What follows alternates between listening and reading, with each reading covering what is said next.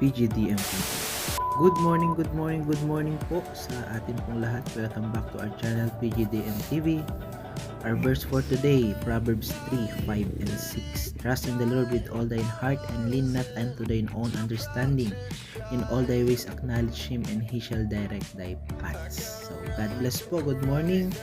At ngayon po ay iwa-washing natin tong ating ADV 160 sapagkat matagal na po hindi na washing.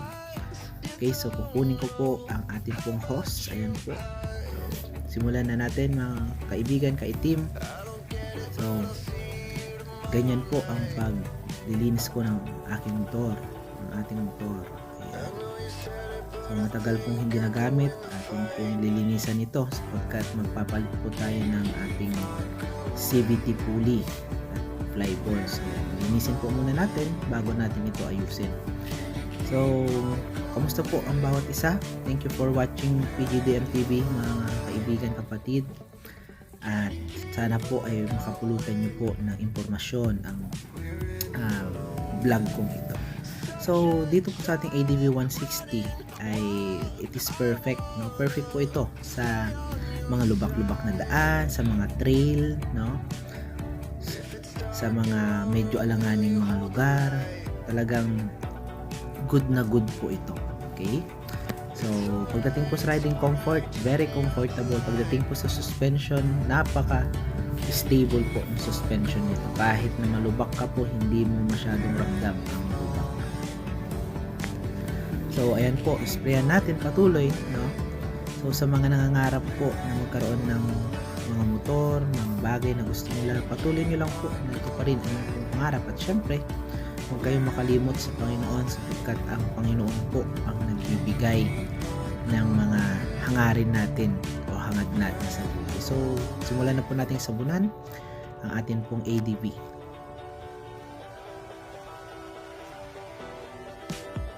So, dito nga po pala sa ating ADV ay huwag po kayong mag-alala sapagkat meron po itong charger. Nakalocate po ito dun sa left side banda, no? Yun po sa parang may takip.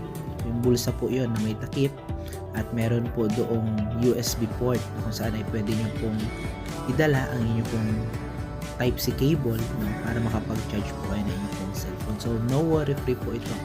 Pag nasa travel po kayo, hindi po kayo mangangamba na lowbat na kayo o anuman kasi meron po siyang built-in charger. And of course, nagpalit na po tayo ng ating pulley. Nagpalit na rin po ako ng clutch bell, no, at center spring para sa ganun ay magkaroon po ng unting galit ang ating makina. So sa mga gusto pong mag-upgrade ng ADV 160, ano po ba yung magandang combination? So sa akin po, no, ang nakalagay po ngayon is 12 and 13 na flyball. So ang 12 and 13 po ay nakadesign po siya para po sa arangkada lang, no? At masyado pong galit ang makina. So sa mga nagtatanong po, ang stock flyball po kasi ng ating ADV 160 is 19 grams. Okay? So kapag nagbaba po kayo ng 12 and 13, masyado na pong maugong ang makina at galit. So sa akin po ngayon, maugong at galit po ang makina. So panay arangkada lang po siya at sa bandang dulo po ay wala po siya talagang dulo. So kung ako po inyo pong tatanungin, no, mayroon po kayo laging angkas o medyo mabigat po ang inyo pong weight, ay inyo pong tignan, no? Suggest ko po ang flyball na 17, combination po siya ng 19, 17 and 19. Pero sa akin po kasi, no, sa atin pong gagawin, kaya nga po nililinisan ko para maging malinis po bago natin ayusin. Ang gagawin ko po, may mag-combination po ako ng 17 and 19.7. Tatlo pong 17 and tatlong 19.7. So, i-review ko po sa inyo kung ano pong kakalabasan ng 17 and 19.7. So, gaya po na sinabi ko, 19 po ang flyball, original flyball, pero mag-upgrade po ako, magbibigat ako ng kaunti ng 0.7 grams. Okay? So, sana maganda po yung kalabasan. I'm hoping for that. No? So, magpapalit po ako ng 17 para sa ganun ay madagdagan po yung arangkada ng ating motor. Okay? So, nagbabalak po kasi tayo na mag-ride, so kailangan pong i-ready ang atin pong sasakyan. And of course, sa mga may ADV 160 po at saka mga may motor, kapag medyo may budget po, no, ay akin pong sinasuggest, no, nire-recommend ang MRF tires. Maganda po ang MRF. Ang gulong ko po sa harap ay MRF at nagpalit na po ako niyan. So sa mga hindi po nakakaalam, ang gulong po ng ADV 160 sa pangharap ay 514 po yan, at sa panglikod naman po natin is by 13. Ang ibig sabihin po, magkaiba po siya ng size yung gulong sa harap at gulong sa likod. Okay? Pag bibili po kayo ng bundle na gulong, mga kaitim, ay make sure na ito po ay pang ADV 160 para sa ganun po bibigyan po nila kayo ng isang by 14 at isang by 13. So kung tanungin nyo po, ang gulong po sa harap is MRF at sa likod naman po nakuha ko po ito sa Shopee. Parehong Shopee po ito kung ito. Maganda po ang aking video dito. Pagkatsunod natin sa tag-ulan man o sa tag-araw ay maganda ang performance hindi po malas. So sa harap po natin MRF 110 by 80, hindi po ako nagkakamali, at sa likod naman po natin is Michelin, no? So kapag medyo may budget po kayo, go for Michelin kapag sobrang kapit po talaga ng gulong na ito. May kamahalan po pero mas matagal po natin itong magagamit. And of course, kapag bibili po tayo ng gulong, ay i-make sure po natin na yung production date ay hindi na po post date or sabihin natin late na. Ibig sabihin 2025 ka bibili tapos yung gulong production date ay 2023. Malulungkot po natin. So at least kapag bibili ka ng 2025, at least ang mabibili mo production date is 2024, at mas maganda po kung 2025 na mismo ang production date. So makita nyo po, sinasagunan natin yung gulong para sa ganun ay malinis, no? At mamaya po sa atong video, makikita nyo na mag-a-apply po tayo ng BS1. Okay? BS1. So BS1 po ang ginagamit ko pong parang pang-wax ng ating motor para sa ganun po yung mga, lalo na yung mga kulay itim na flarings natin ay kumintab po ulit. Okay, so yan po, no? Talagang tiis ganda, no? Tiis ganda sa motor na mahirap po talaga linisin, pero kailangan po natin linisin para kaaya-aya po siyang tignan at ito po ay manatiling malinis. Okay? So ang buksanan po ng gasolina ng atin pong ADV 160 ay nandoon po sa harapan bago manibela or pagkatapos po ng manibela. Okay? At ang ADV 160 po ay remote controlled na po siya. Okay? So sa mga nakakaranas po na kuminsan, 'di ba, ang remote po ng ADV 160 ay hindi po siya gumagana, no? Hindi po gumagana kahit anong susi natin, hindi po siya nagre-react. So based on my experience at tinuro na rin po ito ng isa pong vlogger, hindi ko po maalala kung sino po yung vlogger niya, pero gumagawa po siya ng motor, no? So sinusubaybayan ko po siya.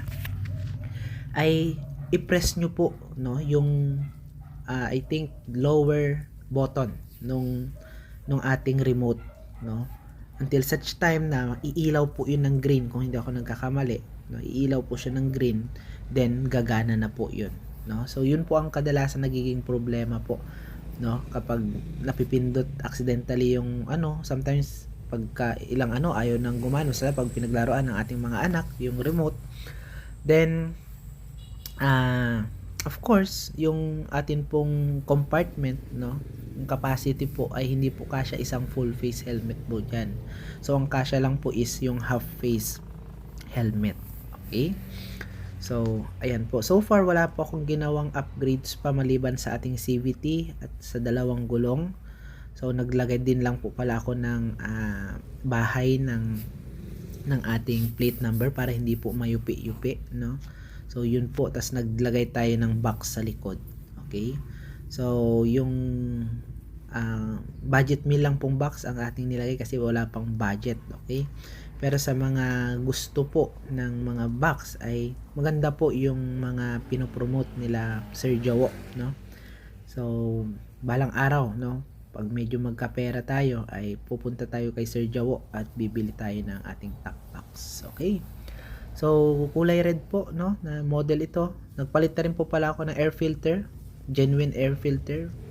Mahirap pong gumamit mga kaitim ng racing filter kung ang inyo pong dinadaanan ay maalikabok. Lalong higit po sa akin, ang dinadaanan ko po ay maalikabok, kaya nung nag-racing filter po ako noon ay minabuti ko pong alisin na lang ulit, no? Pero kung panay highway po ang dinadaanan nyo at walang alikabok, then go.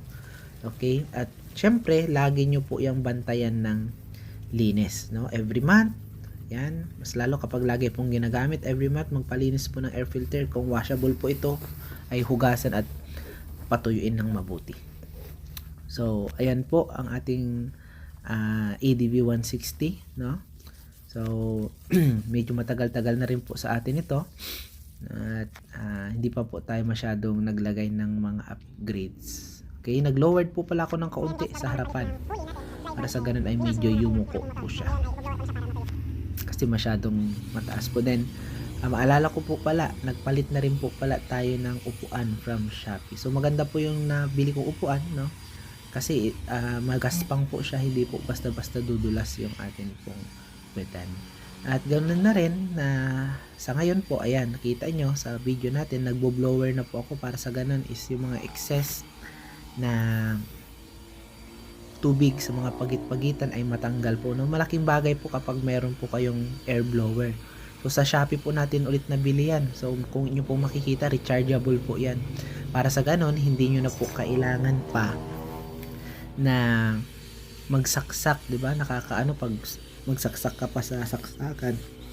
And hindi po natin na i-video, no, na kanina nagmano-mano po ako, pero meron po ako nabili rin sa Shopee na kung saan ay foam gun.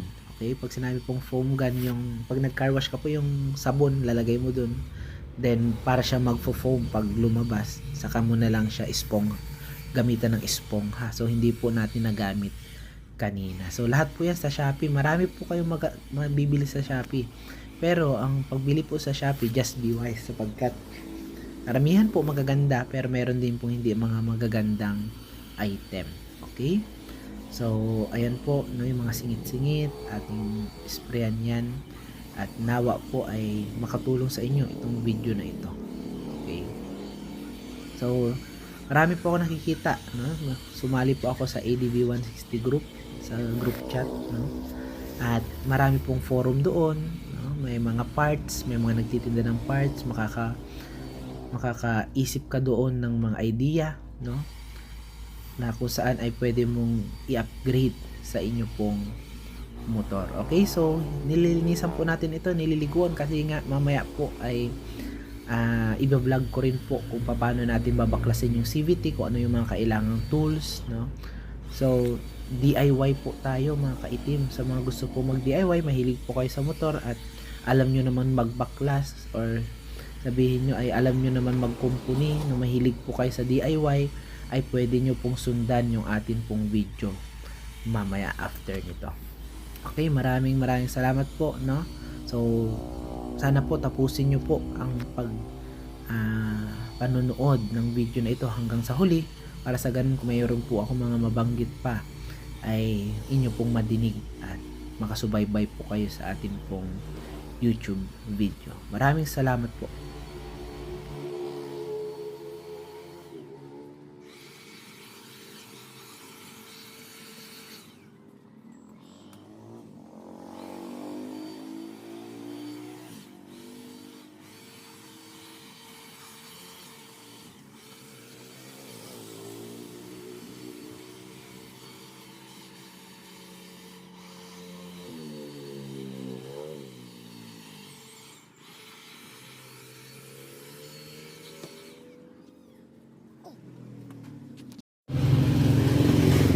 Okay, so pagkatapos mag-washing, ito, pupunas na po tayo mga kaitim, no?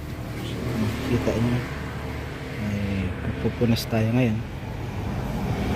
Okay, so yan.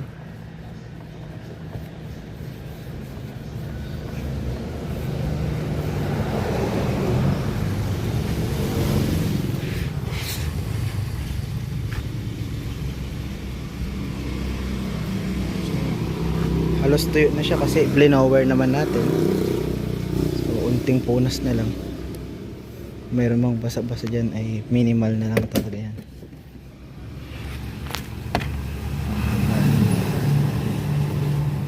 Ang gilid-gilid. So bago tayo mag-change oil at saka magpalit po ng pulley at flyball ay nilinis ko muna yung motor. So ayan, buksan natin to. Yan, so makikita nyo basa pa, no? Kasi hindi naman maabot po ng blower yung area na yan. Okay, so yan. Okay, okay, so yan, sara natin. May charger po dyan, no?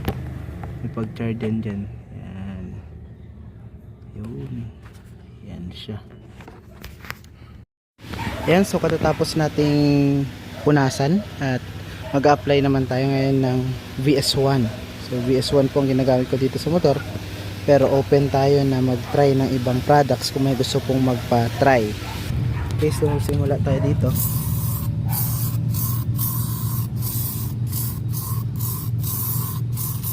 Sa mga garnish na black, so yun naman talaga kadalasan ang nilalagyan ng VS1 para sa ganun yung kintab niya. Babalik mamaya, balikan na lang natin siya ng pamunas. Okay, so start tayo punas.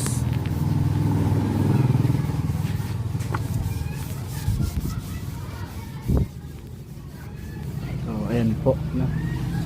Ayan, nasa natin. Ayan, so nakapag-apply na tayo ng VS1. Susundan nyo na lang po ng pamunas. So ayusin din po yung pagkapunas. Okay, dito sa tagiliran, ilagyan din natin